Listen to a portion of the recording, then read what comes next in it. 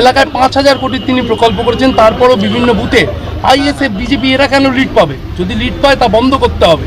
হ্যাঁ, লুট করলেই লিড পাবে না, লুট যদি না হয় উনি লিড পাবেন না, উনার বিরুদ্ধে ভোট হবে।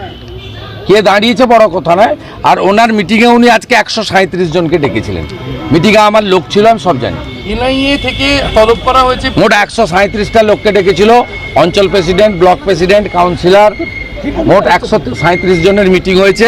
ওনার মিটিংয়ে আলপিন থেকে এলিফেন্ট আপনাদের শুনতে হবে না, আমার কাছ থেকে পেয়ে যাবেন। তৃণমূলের পক্ষ থেকে বলা হচ্ছে যে ২৮শে মার্চ এনআইএ এর মাধ্যমে পূর্ব মেদিনীপুরের বিভিন্ন তৃণমূল নেতাকে তলব করা হয়েছে। পূর্ব মেদিনীপুরে বিজেপি হারছে বুঝে এইভাবে এনআইএ নামিয়ে দেওয়া হচ্ছে, দাবি তৃণমূল। না না, আপনাকে বলি, দেখুন, হাইকোর্টের হস্তক্ষেপে এখানে এনআইএ যে কেসগুলো নিয়েছে তার মধ্যে একটা হচ্ছে পশ্চিম ভাঙনবাড়ির কেস, খেজুরি। সেখানে তৃণমূল নেতারা গ্রেপ্তার আছেন, অনেকে বাইরে আছেন। এটা তো অনেক দিনের ওল্ড কেস। দ্বিতীয়ত হচ্ছে ওই আমাদের ভূপতিনগরের নাড়ুয়া বিলাতে যেখানে বিস্ফোরণ হয়েছিল, সেখানে হাইকোর্ট আপনার এনআইএ তদন্তের নির্দেশ দিয়েছিল। এটা প্রায় ৮-১০ মাস, ১ বছর হয়ে গেল ডাকাডাকি চলছে। তো সেই মামলায় এখনও গ্রেপ্তার হয়নি এবং সমস্ত কেসই পুরনো কেস। আমরা দায়িত্ব নিয়ে বলতে পারি এই কেসের সঙ্গে রাজনীতির কোনো সম্পর্ক নেই। যারা এই বিস্ফোরণ কাণ্ডে যুক্ত তাদের গ্রেপ্তারের দাবি আমরা আগেও করেছি, আজও করছি। এবং কোনো কেসের অর্ডার সরাসরি ভারতবর্ষের স্বরাষ্ট্র দপ্তর দেয়নি, কলকাতা হাইকোর্টের উচ্চতর বেঞ্চ, ডিভিশন বেঞ্চ, তারা এই সমস্ত দিয়েছে। তৃণমূল কংগ্রেস বা ভিকটিম যারা মনে করছেন, বলছেন যে আমরা ভিকটিম হয়ে যাচ্ছি, তারা সুপ্রিম কোর্টে যেতে পারতেন। যেমন রামনবমীর কেসে রাজ্য সরকার সুপ্রিম কোর্টে গেছিল, হেরে এসেছে। সেই কারণেই ডালখোলাতে ১৭ জন রাম ভক্তদের উপর ইট এবং পাথর ছড়ারা জেলে আছে। শিবপুর হাওড়াতে 11 জন জেলে গেছে যারা রাম ভক্তদের উপর ছাদ থেকে পাথর ছুঁড়েছিল। রিসড়া বাকি আছে, সুপ্রিম কোর্ট পর্যন্ত গেছে। তাই কোনো এর সঙ্গে কোনো রাজনীতি নেই। উল্টে আমি বলবো, পূর্ব মেদিনীপুর জেলার এসপি সৌম্যদীপ ভট্টাচার্যের নেতৃত্বে মিথ্যা মামলায় ভারতীয় জনতা পার্টির কর্মীদেরকে ১০৭-এর মামলা কাটা হচ্ছে। আমাদের কর্মাধ্যক্ষ বিরোধী দলনেতা খেজুরি ২ পবিত্র দাস, কাঁথি সাংগঠনিক জেলার সম্পাদক, তাকে মূল মামলায় জামিন করার পরে অন্য মামলায় ট্যাগ করেছে, যে মামলাতে ওনার নাম এফআইআর নেই। আমাদের শিডিউল কাস্ট ছেলে, যুব ছেলে, আমাদের ভূপতিনগরের পঞ্চায়েতের মেম্বার দেবনাথ ভাই, তাকে জামিন করার পরে ময়নার ২০২২ সালের কেসে ট্যাগ করেছে।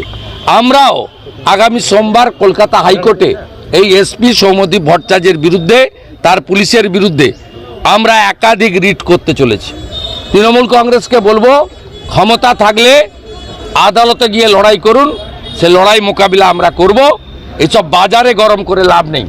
আমরা সমস্ত মিথ্যা মামলা এবং পুলিশি অত্যাচারের বিরুদ্ধে আমরা সব সময় আইনে, বাগচা বলুন, যে কোনো জায়গায়, এবং ইভিন আমি পর্যন্ত ৪২টা মামলা করেছেন, হাইকোর্ট সুপ্রিম কোর্ট থেকে আমি প্রোটেকশান নিয়েছি। আপনারা আইনের লড়াই করুন, এইরকম বাজার গরম করা কথা বলা লাভ নেই। আর এই দুটো আসনে কত ভোটে হারবে সীমা পরিসীমা পাবেন না। ৪ তারিখ বিকেলবেলা কথা হবে। আগামী ৪ এপ্রিল ইডি দপ্তরে তলব করা, তলবের উত্তরে চিঠি লিখে বলছেন যে ভোট এলেই কেন এই পলিটিক্যাল ড্রামায় আমায় বার। আমি এ নিয়ে উত্তর দেবো না, এটা সাবজুডিস ম্যাটার। আমি অনগোয়িং ইনভেস্টিগেশনে উত্তর দেবো। কংগ্রেস ত্যাগ করেছিলেন, প্রিয়দার সঙ্গে কংগ্রেসে গিয়েছিলেন, তারপর আবার ফিরে এসেছেন, ভালো কথা। এটিএম বিটিএমের লড়াই, আমরা এ, তৃণমূল বি এবং কংগ্রেস এখানে সি। দীর্ঘদিনের যিনি সাংসদ হচ্ছে তার এগেইনস্টে লড়াই কি আছে, মানে কতটা কি? আমি তো মানুষের কাছে যাবো যে দেখা পেয়েছেন সংসদে, সাধারণ মানুষ উত্তর না, তোমার দেখা নাই রে, তোমার দেখা নাই। কর্মীরা পায়নি, তৃণমূলের পদাধিকারীরা পায়নি, তৃণমূলের জনপ্রতিনিধিরা পায়নি। আর উনি কলকাতা উত্তর বা বাংলা নিয়ে গত 5 বছরে একটা প্রশ্ন পার্লামেন্টে করেননি। মোদীজি ভাবতে পারেন, অন্য কেউ না, যে ইডি যে ৩,০০০ কোটি টাকা বা তার বেশি বাজেয়াপ্ত করেছে, সেটা গরিব মানুষের মধ্যে বাংলায় নির্বাচনের পর সেগুলো বন্টন করা হবে। এছাড়া সন্দেশখালী, বকটুই, গার্ডেন রিচ, সাধারণ মানুষের যে এখানকার যে সুবিধা অসুবিধা যেগুলো আছে উত্তর কলকাতার সব বলবো, একটু অপেক্ষা করুন না, 2 মাস বাকি এখনো ইলেকশন, সবটাই বলে দেবো এখন।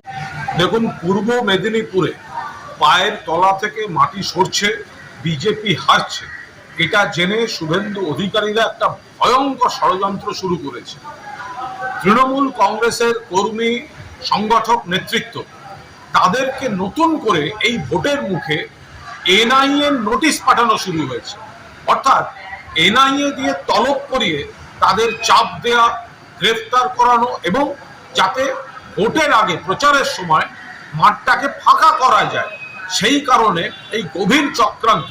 আমাদের একাধিক মানব কল্যাণ সহ একাধিক নেতৃবৃন্দ এই নোটিশ তাদের নামে ইস্যু হয়েছে। এমনকি একটি থানার ওসিকে পাঠিয়ে বলা হচ্ছে যে এগুলো কনসার্ন লোকদের পাঠাও, অর্থাৎ তাদের যাতে পাঠানো হয় সেটা নিশ্চিত করতে একটা পরোক্ষ চাপ তৈরি করা হচ্ছে। গোটাটাই ভোটের লক্ষ্যে চক্রান্ত। আমাদের শীর্ষ নেতৃত্ব গোটা বিষয়টা দেখছেন।